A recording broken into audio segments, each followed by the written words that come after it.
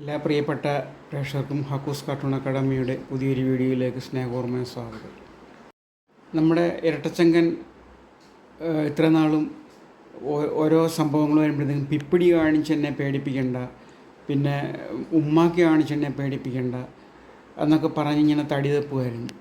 പക്ഷേ ഇപ്പോൾ ഈ കേന്ദ്ര ഏജൻസികളുടെ ഒരു പട തന്നെ പുള്ളിയുടെ പുറകെ വരികയാണ്. SFIO, മറ്റേ ED, CBI ഇനിയിപ്പോൾ പുറകെ വരാൻ പോകുന്നു. ഇനി കേന്ദ്ര ഏജൻസികൾ ഈ SFIO എന്നൊക്കെ പറഞ്ഞ കേന്ദ്ര ഏജൻസികൾ ഈ നാട്ടിലുണ്ടെന്ന് നമ്മൾ അറിയുന്നത് തന്നെ ഈ കാരണഭൂതത്തിൻ്റെ ഒരു വരവോടുകൂടിയാണ്. അങ്ങനെ ഈ എല്ലാ ഏജൻസികളും ഈ ഇദ്ദേഹത്തിൻ്റെ പിന്നിൽ അണിനിരക്കുകയാണ്. അപ്പോൾ അദ്ദേഹം ഇത്രയും നാളും നമുക്കറിയാം മറ്റേ അണികളെ അണിനിരത്തി തനിക്കൊരു കവചം സൃഷ്ടിച്ചുകൊണ്ട് അതിനകത്തുനിന്ന് രക്ഷപ്പെടുകയായിരുന്നു. പക്ഷേ ഇപ്പോൾ അണികൾ തന്നെ തിരിച്ചറിഞ്ഞത് വേണ്ടാത്ത ഏർപ്പാടാണ്. അവർ മറ്റേ താൻ നിരന്തരം ചെയ്യുന്ന കർമ്മങ്ങൾ താൻ അനുഭവിച്ചിടുകയെന്നേ വരുമെന്ന് രാമായണത്തിൽ വാൽമീകി പറയുന്നുണ്ട്.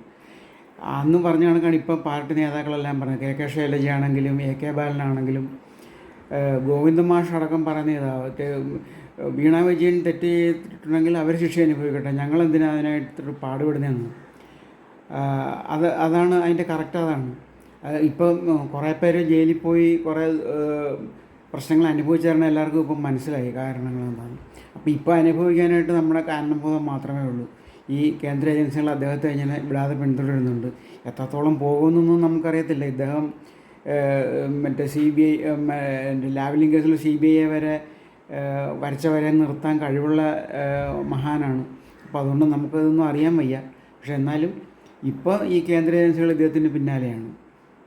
അപ്പോൾ അതേപ്പറ്റിയാണ് നമ്മൾ ഈ ഇന്നത്തെ കാർട്ടൂൺ വരയ്ക്കുന്നത്. അപ്പോൾ എല്ലാത്തിനെയും പിപ്പിടി വിദ്യ മറ്റേ